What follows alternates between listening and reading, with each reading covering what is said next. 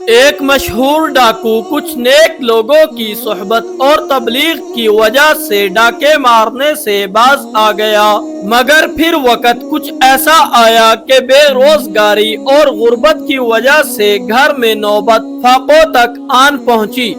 تو وہ ایک دن ایک بڑے مزار پر گیا اور دن دہاڑے وہاں چھت پر لٹکتا انتہائی قیمتی فانوس اتار لایا۔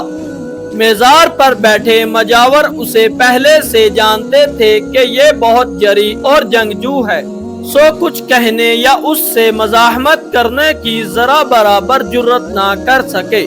ڈاکو نے وہ فانوس بیچ دیا۔ مجاوروں نے عدالت میں کیس کیا۔ جج صاحب نے ڈاکو کو عدالت میں طلب کیا۔ یہ واقعہ حیدرآباد سندھ کے ایک مشہور مزار کا ہے۔ جج صاحب نے ڈاکو سے پوچھا، فانوس اتارا ہے؟ ڈاکو نے کہا، جی ہاں اتارا ہے۔ پوچھا، کیوں اتارا ہے؟ جواب دیا کہ گھر میں نوبت فاقوں تک آ گئی تھی۔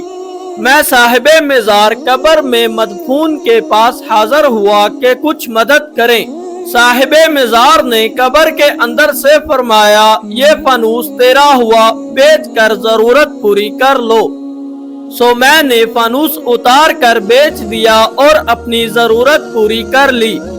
جج صاحب نے سر جھکا لیا اور کچھ دیر توقف کرنے کے بعد فیصلہ سناتے ہوئے مجاوروں سے مخاطب ہوئے کہ یا تو اپنا عقیدہ بدل لو کہ مردے نہیں سنتے، یا پھر ڈاکو ٹھیک کہتا ہے۔